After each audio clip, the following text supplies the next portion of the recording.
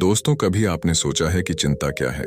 चिंता एक मानसिक बोझ है जो हमें बिना किसी वास्तविक कारण के बेचैन करता है। सही कहा है।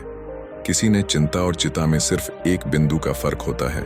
चिंतित होना और चिता में जलना, दोनों में फर्क है, लेकिन चिंता का बोझ भी हमें जलाने में कम नहीं होता। आज हम एक कहानी के माध्यम से यह समझने की कोशिश करेंगे कि चिंता की आदत को छोड़ना क्यों जरूरी है। इस दुनिया में कुछ लोग बेवजह चिंता करते हैं, बिना किसी कारण के ही अपने आप को और मन को परेशान भी करते रहते हैं। तो दोस्तों, आज की इस कहानी में हम जानेंगे कि चिंता क्यों नहीं करनी चाहिए। नमस्कार दोस्तों, स्वागत है हमारे YouTube बिग लॉर्ड कृष्णा में। चिंता करने की, वह हर समय किसी न किसी चीज की चिंता करता ही रहता। वह हर समय सोचता रहता कि कहीं मेरे साथ कुछ गलत ना हो जाए, जबकि उसकी जिंदगी में अभी तक सब कुछ ठीक ही चल रहा था। उसके पास एक बड़ा सा खेत था जिसमें अच्छी खासी फसल हो जाती थी। खेती करने के लिए 2 बैलगाड़ियां थीं और एक अच्छा घर था, एक पत्नी और 2 प्यारे बच्चे थे। लेकिन फिर भी वह किसी न किसी अनहोनी के बारे में सोचकर बेवजह चिंता करता रहता। कभी सोचता कि अगर मेरी फसल में कीड़े लग गए तो क्या होगा, अगर आवारा पशुओं ने फसल को बर्बाद कर दिया तो क्या होगा, अगर सूखा पड़ गया या ज्यादा बारिश हो गई तो मेरी फसल खराब हो जाएगी। ऐसे ही वह भविष्य की अन्य बातों के बारे में सोचकर बेवजह चिंता में डूब रहता था। जैसे कि कहीं खेती के समय मेरे बैल बीमार ना पड़ जाए, मेरे बच्चों का भविष्य कैसा होगा, कहीं बूढ़ा में मुझे कोई बीमारी ना हो जाए, मेरे बच्चे बुढ़ापे में मेरा ख्याल रखेंगे भी या नहीं, वगैरह वगैरह। अपनी इस लगातार बेमतलब चिंता करने की आदत की वजह से वह और ज्यादा परेशान था और अब उसका किसी भी काम में मन भी नहीं लगता था। उसकी पत्नी ने भी इस बात को अनुभव किया कि उसे बिना मतलब चिंता करने की आदत पड़ चुकी है। उसने उसे कई बार समझाने की कोशिश भी की, तुम बेवजह चिंता करना छोड़ दो, लेकिन उसके समझाने का कोई मतलब नहीं रहा। उसे पता चला कि नगर में एक महात्मा आए हैं जिनके पास सारी समस्याओं का हल है। फिर एक दिन बौद्ध भिक्षु के आश्रम में पहुंच गया। बौद्ध भिक्षु बहुत ही बुद्धिमान और ज्ञानी व्यक्ति थे। किसान और उसकी पत्नी अपनी सारी समस्या बौद्ध भिक्षु के समक्ष रख दी। किसान ने कहा, महात्मा, मैं हर समय किसी न किसी बात की चिंता करता रहता हूं। मैं ज्यादातर उन बुरी चीजों के बारे में सोचकर चिंतित होता रहता हूं जो अभी तक मेरे साथ हुई भी नहीं। किसान की समस्या को पूरे ध्यान से सुनने के बाद बौद्ध भिक्षु ने कहा, ठीक है, तुम दोनों कल सुबह आना और फिर मैं तुम्हें तुम्हारी समस्या का समाधान बता दूंगा। अगली सुबह जब किसान और उसकी पत्नी बौद्ध भिक्षु के आश्रम में पहुंचते हैं तो देखते हैं कि बौद्ध भिक्षु बहुत ही चिंतित अवस्था में जमीन पर पालथी मारकर बैठे हुए हैं और उनके सामने एक दूध से भरा गिलास रखा हुआ था। बौद्ध भिक्षु बार बार उस दूध के गिलास की तरफ देख रहे थे और फिर कभी अपना हाथ अपने सर पर रखते तो कभी जमीन पर। वह बहुत ही चिंतित और बेचैन दिखाई पड़ रहे थे। यह देखकर किसान ने पूछा, महात्मा, आप इतने परेशान क्यों लग रहे हैं? आपके समक्ष दूध रखा है, आप इसे पी क्यों नहीं लेते? महात्मा बोले, मुझे चिंता हो रही है कि कहीं इस दूध को बिल्ली ना पी जाए या फिर मैं कहीं जाऊं और तो क्या पता, या दूध कहीं गिर जाए। मैं दूध को पीना तो चाहता हूं, लेकिन मेरा भी मन नहीं है। तो यही सोच रहा हूं कि अगर यह दूध खराब हो गया या कोई गंदी चीज इसमें पड़ गया तो फिर क्या होगा? इतना सुनकर किसान जोर जोर से हंसने लगा। किसान ने हंसते हुए कहा, इसमें इतनी चिंता करने वाली कौन सी बात है? यह दूध ही तो है। अगर इसे बिल्ली ने गिरा दिया या यह खराब हो गया या फिर किसी ने इसे पी लिया तो क्या हो गया? यह आपको दोबारा मिल जाएगा। और वैसे भी आपका चिंता करना बेकार है, जो कि ना तो इसे किसी ने गिराया है, ना ही खराब हुआ है और ना ही अभी इसे किसी ने पिया है। और हो सकता है कि भविष्य में ऐसा हो भी ना। कि किसान के मुंह से यह बात सुनकर बौद्ध भिक्षु मुस्कुराए और बोले, मैं भी तो तुम्हें ही यही समझाने का प्रयास कर रहा हूं कि भविष्य की उन घटनाओं की चिंता करना व्यर्थ है जो अब भी हमारे साथ हुई ही नहीं और बहुत बड़ी संभावना है कि वह कभी होगी भी नहीं।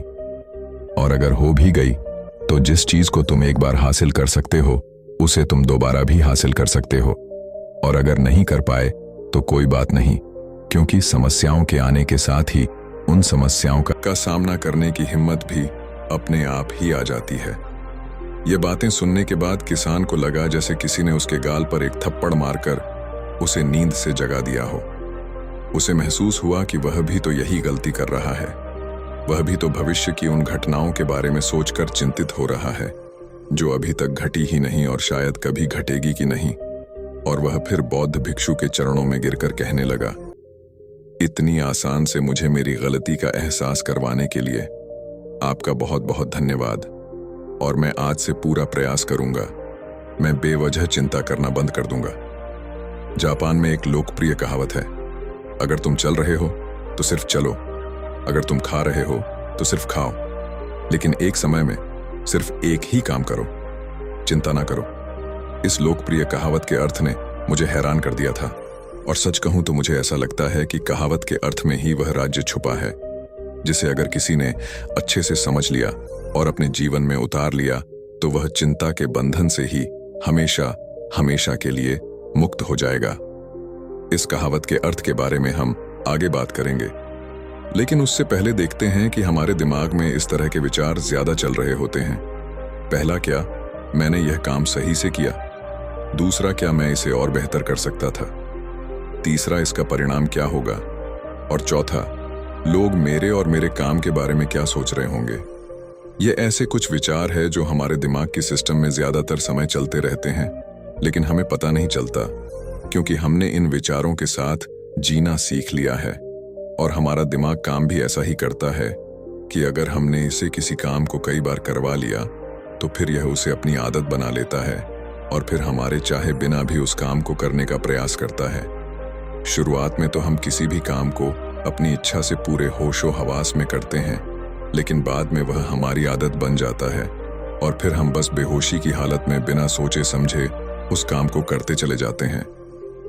जब एक बच्चा छोटा होता है तब उसे पता नहीं होता कि चिंता क्या है, लेकिन जैसे ही वह बड़ा होता है माँ बाप कहना शुरू कर देते हैं, बेटे आपको होमवर्क करना है, आपको उसकी चिंता नहीं हो रही, आपकी एग्जाम आने वाले हैं, आपको उसकी चिंता करनी चाहिए।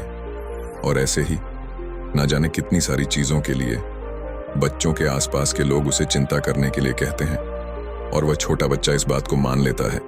यह अच्छा, किसी भी काम को करने के लिए हमें उसकी चिंता करनी पड़ जाती है और फिर वह भी किसी काम की घटना के बारे में बार बार सोचने लगता है। शुरुआत में तो वह यह काम जानबूझकर करता है, लेकिन धीरे धीरे उसका मन इसे अपनी आदत बना लेता है और फिर ना चाहते हुए भी उसका मन एक ही विचार के बारे में बार बार सोचता रहता है और फिर वह अपनी पूरी जिंदगी चिंता के इस जाल में फंस कर रह जाता है। लेकिन अब प्रश्न यह उठाता है कि इसका समाधान क्या है? तो इसका समाधान है ऊपर बताई गई जिन कहावत का अर्थ यानी जागरूकता। हमें अपने विचारों के प्रति जागरूक होना पड़ेगा। हमें थोड़ी देर रुककर इस बात पर ध्यान देना होगा कि कहीं हम ना चाहते हुए भी एक ही घटना के बारे में तो बार बार नहीं सोच रहे हैं। हमें पूरी जागरूकता के साथ यह देखने का प्रयास करना होगा कि पूरे दिन हमारे अंदर इस तरह के विचार उठते रहते हैं। अब आप पूछ सकते हैं, केवल जागरूकता क्या करेगी? मैं कहता हूं यह काफी है। यह मन को शांत करने के लिए पर्याप्त है, मन को अपने स्वभाव का एहसास करने के लिए पर्याप्त है और जीवन में जागरूकता लाने का सबसे आसान तरीका है ध्यान करना।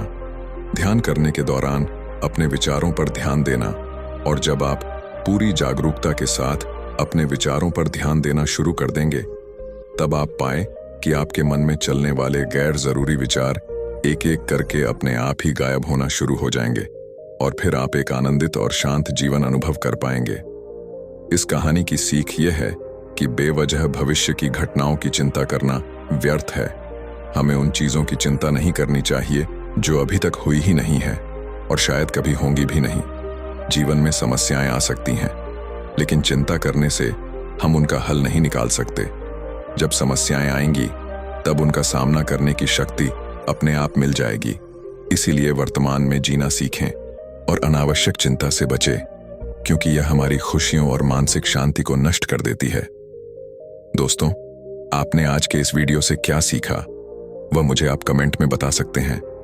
इसी के साथ में उम्मीद है कि आपको आज की वीडियो पसंद आई होगी, तो इस वीडियो को उस इंसान को शेयर करें जिससे यह कहानी सुनने की जरूरत है, और उसी के ठीक बाद चैनल को सब्सक्राइब करें।